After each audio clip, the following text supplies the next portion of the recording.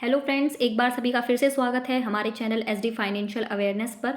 तो आज की हमारी क्लास इडियम्स एंड फ्रेजेस यानी कि मुहावरे से रिलेटेड है। इससे पहले हमने अपने सिनोनिम्स कवर किए हैं, अप्रॉक्स 200 सिनोनिम्स कवर किए हैं जो कॉम्पिटिटिव इंग्लिश का बहुत इंपॉर्टेंट पार्ट है।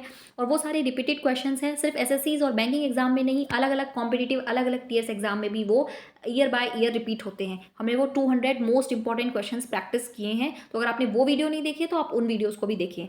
तो आज हमारी ईडियम्स एंड फ्रेजेस की क्लास फर्स्ट है, मुहावरे की, और बिना टाइम वेस्ट किए स्टार्ट करते हैं हम। तो जो हमारा ईडियम पहला है या फ्रेज आप कुछ भी बोल सकते हैं, वो है अ बोल्ट फ्रॉम द ब्लू। ध्यान से सुनो, अ बोल्ट फ्रॉम द ब्लू यानी कि ब्लू से हमें एक बोल्ट पड़ा। बोल्ट मतलब झटका, है ना, झटका लगना। तो अगर हमको एक झटका लगा है, बोल्ट लगा है, तो इसका मतलब क्या हो जाएगा? डिले हो गया आपका कोई इवेंट? नहीं। इनएक्सप्लिसिबल है, आप बोल बता नहीं सकते। अनप्लीजेंट है? नहीं। अनएक्सपेक्टेड है, कोई ऐसी चीज़ हो जाए ना जो बहुत अनएक्सपेक्टेड थी, एकदम से झटका लगेगा ना, कुछ ऐसा हो जाए अनएक्सपेक्टेड जो आपने एक्सपेक्ट ही ना किया हो और अचानक से वो हो जाए, है ना। आप सोच रहे थे, आप कोई एग्जाम दे के आए हो, आपको लग रहा था कि वो क्लियर ही ना हो और आपको पता चले कि आपकी मेरिट आ गई है, मेरिट लग चुकी है, राइट। तो ये एक बोल्ट मिल गया आपको, अचानक से झटका मिल गया, अनएक्सपेक्टेड इवेंट हो गया ये आपके लिए। तो इसका क्या मतलब हो जाएगा? N unexpected event. Next word is cold comfort. Okay, cold comfort मैंने आपको पहले कई बार बता चुकी हूँ मैं कि जो हिंदी होती है, हिंदी में कोल्ड मतलब बहुत ही काम होता है, कि बहुत अच्छा है, बहुत ही पॉजिटिव सेंस देता है, कि बहुत ही कोल्ड है इंसान, बहुत ही ठंडे दिमाग का है। वेर एज इंग्लिश में कोल्ड जो होता है वो बहुत ही नेगेटिव सेंस देता है, लाइक कोल्ड वॉर। समझ में आया? वही अगर वॉर्म की बात की जाए तो वॉर्म जो है हिंदी में बहुत नेगेटिव सेंस देता है कि बहुत ही गर्म दिमाग है, वाइल इंग्लिश में वॉर्म है, हॉट है, ये बहुत ही पॉजिटिव सेंस देते हैं। तो कोल्ड कंफर्ट का मतलब है यानी कि कुछ बहुत गलत होने वाला था। कोल्ड मतलब आप समझ गए हो को, कोल्ड मतलब नेगेटिव जाने वाली चीज़ थी, लेकिन कंफर्ट मिला आपको, यानी कि वो बच गए आप। यानी कि हालांकि काफ़ी गलत होने वाला था लेकिन आप उससे बच गए। यानी कि एब्सर्डेट, डिसेप्शन, स्लाइट सेटिस्फैक्शन और फूलिश प्रपोजल। आप समझ गए होगे स्लाइट सेटिस्फैक्शन इसका करेक्ट आंसर होगा, कि कोल्ड कंफर्ट है यानी कि आपको स्लाइट सेटिस्फैक्शन मिलता है, ओ थैंक गॉड मैं बच गया। ठीक है, जैसे थेफ्ट, कभी कभार चोरों को ऐसा लगता है कि पुलिस से वो बच गए तो वो बोलते हैं कि यार कोल्ड कंफर्ट मिला, कुछ भी गलत हो सकता था मेरे साथ बट स्लाइट सेटिस्फैक्शन अब मिल रहा है कि थैंक गॉड मैं बच गया। ठीक है, तो उसको बोलते हैं कोल्ड कंफर्ट या slight satisfaction. Next is to be all at sea, यानी कि हर चीज़ क्या है? समुद्र में है। अब आप देखो, समुद्र में अगर हर चीज़ है तो आप समुद्र के बीचों बीच हो, तो आप देखो क्या इसका मतलब होना चाहिए? एक फैमिली वॉयज, वॉयज होती है एक मतलब सी ट्रिप, समुद्री यात्रा को हम वॉयज बोलते हैं। तो लिटरल मीनिंग कभी नहीं होता है, लेट मी एक्सप्लेन यू। जहाँ पे भी मुहावरे में लिटरल मीनिंग लिखा दिखे आपको, वो उसका आंसर कभी नहीं होता है। तो सी मतलब समुद्र में, समुद्र में आप फैमिली वॉयज, अपनी फैमिली के साथ समुद्र की यात्रा करने गए हो, लिटरल मीनिंग है, कभी भी आंसर नहीं होगा। In the middle of the ocean, समुद्र, लिटरल मीनिंग आ गया, बिल्कुल नहीं होगा। समुद्र सी सब एक ही चीज़ है, लिटरल मीनिंग कभी नहीं होगा। स्ट्रिंग ऑफ आइलैंड्स आप देख सकते हो, ये भी समुद्र से रिलेटेड है। आइलैंड वगैरह कहाँ होते हैं? समुद्र में होते हैं, तो ये भी लिटरल मीनिंग है, ये भी आंसर नहीं होगा, बचा लॉस्ट एंड कंफ्यूज। बाकी आप इसको ऐसे भी देख सकते हो ना, अगर आप समुद्र के बीचों बीच हो तो आपको पता ही नहीं होगा ना कहाँ जाना है, क्योंकि चारों तरफ तो पानी है। यू विल बी लॉस्ट, आप गुम जाओगे और कंफ्यूज हो जाओगे कि क्या करना है। तो to be all at sea यानी कि सब समुद्र के बीच में, इसका मतलब बिल्कुल लॉस्ट एंड कंफ्यूज हो। ठीक है, next word is to take to one's heels. Okay, one मतलब कभी कभी होता है ना कि आपने इतनी बड़ी गलती किया कि आप अपनी हील्स के थ्रू भागते हो, है ना, एडियो पे भाग जाते हो। तो इसका मतलब आप धीरे धीरे भागे? बिल्कुल भी नहीं। भाग गए या मार्च फॉरवर्ड या हॉप या जंप करने लगे? नहीं, आप भाग गए। ठीक है, धीरे तो नहीं भागोगे, धीरे तो नहीं चलोगे। आप जब अपनी एडियो के बल भागे हो, इसका मतलब कुछ गड़बड़ करके भागे हो, यानी कि रन अवे, भागना होता है इसका मतलब। ठीक है, B is the correct option. Next word है टू बाइट द डस्ट। ध्यान से सुनेंगे, बाइट द डस्ट मतलब धूल चाटना। अब धूल चाटना तो आपने हिंदी में भी सुना होगा ना, मतलब हारना, है ना। जब आप हार जाते हो तो धूल चाटना कहते हैं उसको। तो वो है ईट, टू बाइट मतलब क्या होता है? चबाना। तो ईट आ गया, लिटरल मीनिंग है, कभी आंसर नहीं हो सकता। बाइट मतलब चबाना, फिर ईट आ गया, लिटरल मीनिंग है, बिल्कुल भी नहीं। फिर ईट आ गया, लिटरल मीनिंग है, बिल्कुल भी नहीं। तो नन ऑफ द अबव। और आपको पता भी है डस्ट बाइट करने का मतलब होता है फेलियर, हार जाना। बाकी हर जगह, तीनों जगह लिटरल मीनिंग थे, तो आंसर हो ही नहीं सकता था। None of the above is the correct answer. Right answer इसका फेलियर हो जाता या किसी चीज़ में डाउनफॉल, डिबैकल, कुछ भी होता तो वो वर्ड इसका करेक्ट आंसर होता। Next word is damn squib. Okay, आपने सुना होगा ना डैम शिट, वो क्या होता है? इसका मतलब जब आप कुछ नेगेटिव चला जाता है तब आप बोलते हो डैम शिट, राइट। तो रेनी वेदर होगा तो नहीं बोलोगे, एक डिसअपॉइंटिंग रिजल्ट आएगा तभी आप बोलोगे यार ये क्या हो गया है। स्कर्ट इन अ लॉन्ड्री, ये क्या मतलब हुआ? नन ऑफ द अबव भी नहीं होगा। लेकिन डैम स्क्विब मतलब डैम शिट आप तब बोलोगे तब एक डिसअपॉइंटिंग रिजल्ट आएगा, एक्सपेक्टेड से थोड़ा कम आएगा। तो ठीक है, next word is in cold blood. ध्यान से सुनो, मैंने पहले ही बताया था लिटरल मीनिंग वही बात आती है, हिंदी में इंग्लिश में अपोजिट होता है। इंग्लिश में कोल्ड जो होता है वो बहुत ही नेगेटिव सेंस देता है, और नेगेटिव सेंस मतलब स्लोली नहीं, एक्साइटेडली, डिलिबरेटली, एंग्रीली। आपका ब्लड क्या है? ठंडा है। अब जैसे गर्म खून, हिंदी में अगर कुछ हमें नेगेटिव देना होता है हम बोलते हैं बड़ा गर्म खून है यार इसका, तो है ना, बहुत ही गुस्सा हो जाता है। एंग्री होने के लिए हम गर्म खून का यूज़ करते हैं, वाइल मैंने बोला था इंग्लिश में जस्ट अपोजिट होता है। तो इंग्लिश में एंग्री होने के लिए हम कोल्ड ब्लड का यूज़ करेंगे, हिंदी में एंग्री होने के लिए गर्म खून का इस्तेमाल करेंगे। बस इजी सी बात है, एंग्रीली हो जाएगा answer. Next word is take to take someone for a ride. किसी को आप राइड पे लेके गए हो, इसका मतलब क्या है, किसी को घुमा रहे हो आप। राइड पे ले जाना मतलब घुमाना ही तो होता है, किसी को घुमा रहे हो। और घुमाना क्या मतलब, घुमा रहे हो, ओहो ठीक है, घुमा रहे हो तो यानी कि राइड दे रहे हो। अब राइड लिटरल मीनिंग बिल्कुल भी नहीं होगा। तो deceive someone, to be indifferent और टू डिस्क्लोज। डिसीव का मतलब क्या होता है भाई, डिसीव का मतलब होता है चीट करना। समझ में आया। और यही इसका आंसर होगा। किसी को आप राइड पे लेके जा रहे हो यानी कि किसी को घुमा रहे हो मतलब उसके साथ चीटिंग कर रहे हो कुछ, है ना। घुमाओगे तो तभी, घूमने वाला घुमाना मत सोचना, वैसे वाला घुमाना, है ना। तो मतलब आप उसको डिसीव करने की यानी कि चीट करने की कोशिश कर रहे हो। Easy. Next word is to move heaven and earth. ओ भाई, आपने धरती आसमान एक कर दिया है, इसका मतलब आपने इतनी मेहनत कर दी है कि बस धरती आसमान एक होने वाले हैं। तो यानी कि आप अर्थ को एक ले आए, अरे नहीं, टू ट्राई एवरीथिंग पॉसिबल, सब कुछ सारी चीज़ ट्राई कर दी। यस, सारे भगवान से पूजा कर ली या रॉकेट में ट्रैवल कर गए, नहीं, मैंने क्या बोला, पूरी धरती आसमान एक कर दिया। यानी कि हर चीज़ वो पॉसिबल जो थी, किसी चीज़ को लेके हर चीज़ जो पॉसिबल थी वो कर चुके हो आप। Okay. Next word is to smell a rat. अच्छा, एक चूहे को सूंघना, तो यानी कि चूहे को सूंघना तो स्मेल लिटरल मीनिंग बिल्कुल भी नहीं होगा। रैट लिटरल मीनिंग बिल्कुल नहीं होगा। रैट लिटरल मीनिंग नहीं होता है कभी। टू बी सस्पिशियस, और सस्पिशियस का मतलब होता है संदेह करना। ठीक है, अगर आप चूहे को भी सूंघ रहे हो तो देखो आप कितने शक्की इंसान हो, राइट। अगर आप चूहे को भी सूंघ रहे हो इसका मतलब क्या है, आप सस्पिशियस हो, आप संदेह कर रहे हो, किसी पे डाउट कर रहे हो। तो इसका आंसर क्या हो जाएगा, चूहे को सूंघने का मतलब होता है सस्पिशियस होना, संदेह होना, इतना शक्की हो आप कि चूहा भी सूंघ रहे हो। ओके। नेक्स्ट इज, अच्छा आपको अंडरलाइन वर्ड है ना, इसके डायरेक्शन है, आपको जो अंडरलाइन वर्ड है उसका आपको इडियम या फ्रेज बताना है। Okay. So the word is has an axe to grind. पूरा पढ़ते हैं। राम इज़ वेरी कैलकुलेटिव, बहुत कैलकुलेटिव है, and always has an axe to grind. यानी कि राम इतना कैलकुलेटिव है, इतना इंटेलिजेंट है कि हमेशा किसी चीज़ को करने के पीछे उसका क्या होता है, अपना पर्सनल मैटर होता है। बिना पर्सनल मैटर के वो कुछ नहीं करता है। यानी कि has an axe to grind, ठीक है। यानी कि has no result, no. Works for both side, बिचौलिया है, बिल्कुल नहीं। फेल्स टू अराउज इंटरेस्ट, नहीं। Has a private agenda.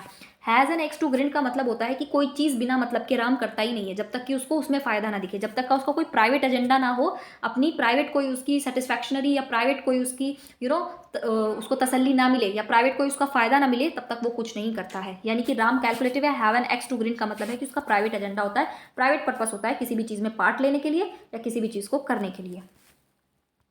Next word is the police looked all over for him but drew a blank. Police ने उसको चारों तरफ देखा लेकिन ड्रू अ ब्लैंक, यानी कि खाली, कुछ भी नहीं हाथ आया। यानी कि डिड नॉट फाइंड देम, बिल्कुल ईजी है।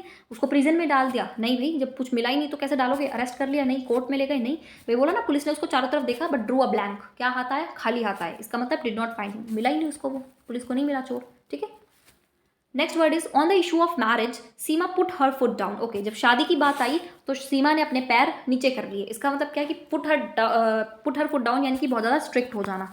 स्ट्रिक्ट होने का मतलब कि सीमा ने सीधा सीधा बोल दिया, आई एम नॉट रेडी, मैं तैयार ही नहीं हूँ शादी करने के लिए, ठीक है। पुट हर फुट डाउन यानी कि बिल्कुल हाथ खड़े कर दिए, पैर नीचे कर दिए, हाथ खड़े कर दिए कि मैं नहीं कर सकती शादी। यानी कि स्टूड अप हो गई, गॉट डाउन हो गई, वॉक फास्ट नहीं, वॉज फर्म, फर्म हो गई। फर्म मतलब क्या होता है, मतलब अपना स्टैंड लेना। फर्म मतलब अपना स्टैंड लेना, अपनी साइड लेना कि आई एम नॉट रेडी, मैं शादी करने के लिए रेडी नहीं हूँ। तो पुट हर फुट डाउन का मतलब होता है फर्म हो जाना बहुत ज़्यादा, ठीक है, स्ट्रिक्ट हो जाना।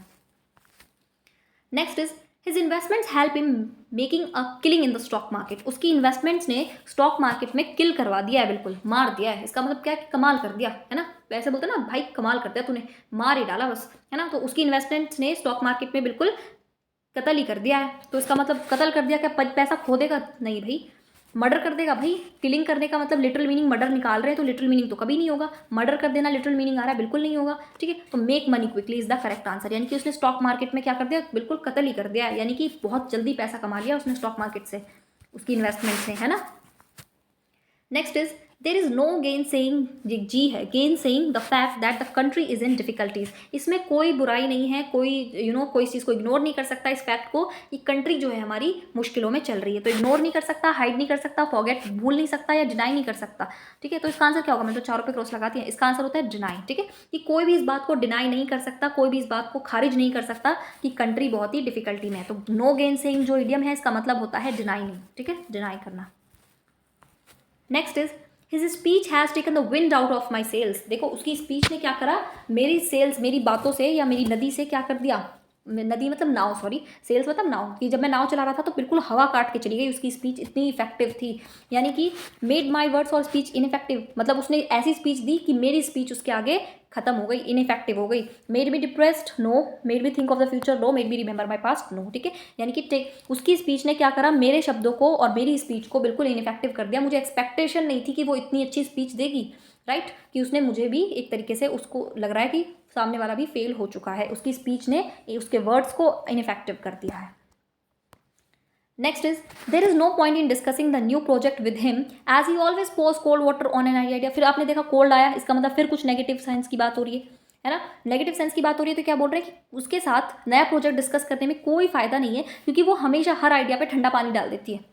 इसका मतलब क्या है, पुट ऑफ, नो। डिसलाइक करती है, नहीं। डिसअप्रूव कर देती है, यस। पोस्टपोन करती है। वो हर आइडिया को क्या करती है, डिसअप्रूव कर देती है। हर को, किसी को भी अप्रूवल देती नहीं है, सब पे कुछ ना कुछ कमी निकाल देता है। ठीक है, तो ठंडा पानी डाल देना यानी कि हर एक आइडिया को वो डिसअप्रूव कर देता है, तो उसको कुछ बताना ही नहीं चाहिए, है ना। पोस्ट कोल्ड वाटर मतलब डिसअप्रूव ऑफ।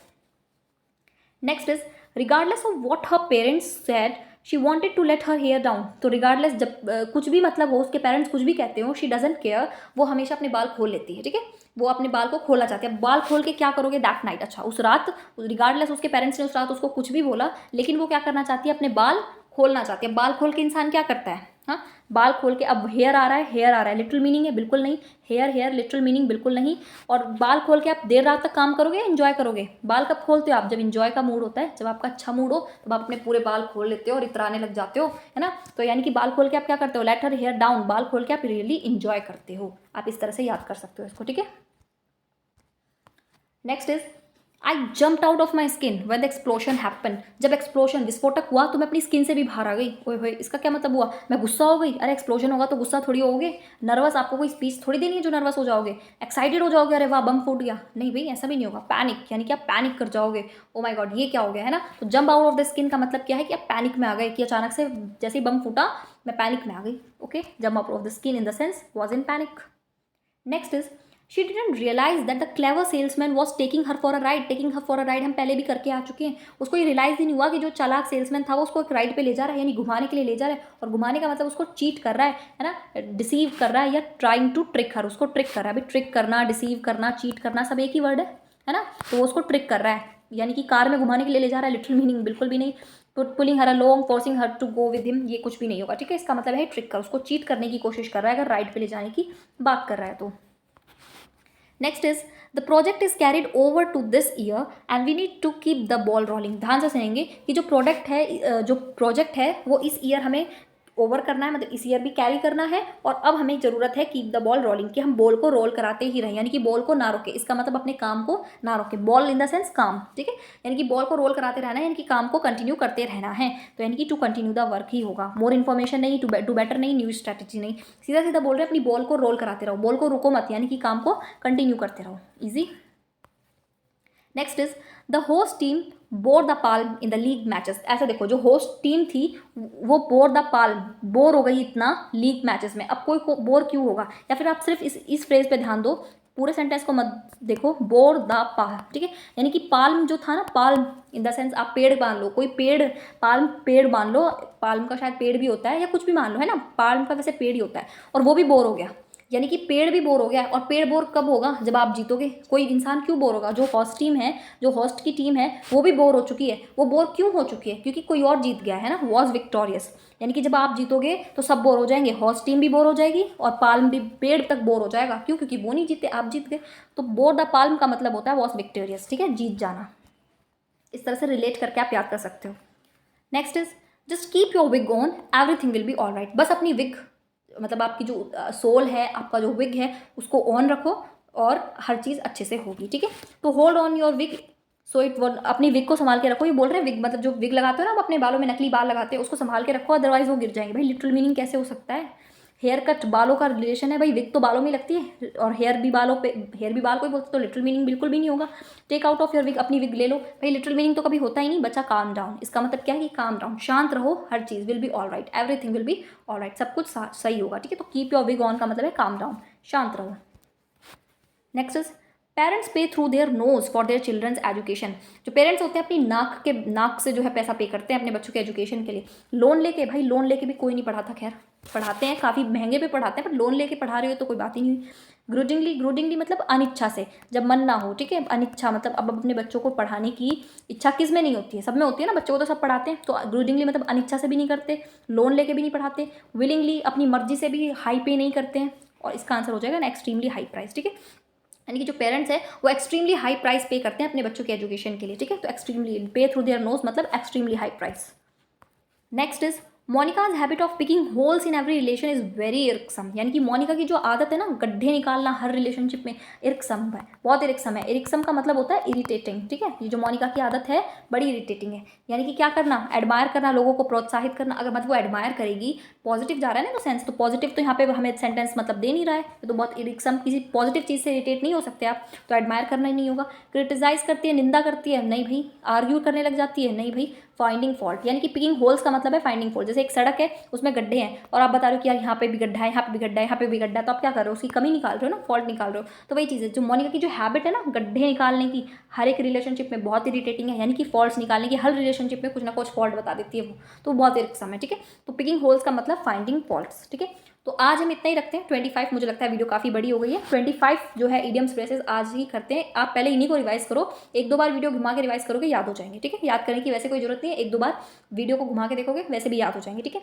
तो 25 तक हमने यहाँ पे कवर किया है। नेक्स्ट में हम कोशिश करेंगे कि 50 कवर कर लें, ठीक है। जो ये भी हम approx 200 idioms and phrases practice करेंगे। नेक्स्ट में हम कोशिश करेंगे कि और 50 कवर और 25 कवर करके 50 तक पहुँचाए इसको, ठीक है। तब तक आप इसको प्रैक्टिस कीजिए, वीडियो को लाइक कीजिए, शेयर कीजिए, चैनल को सब्सक्राइब कीजिए।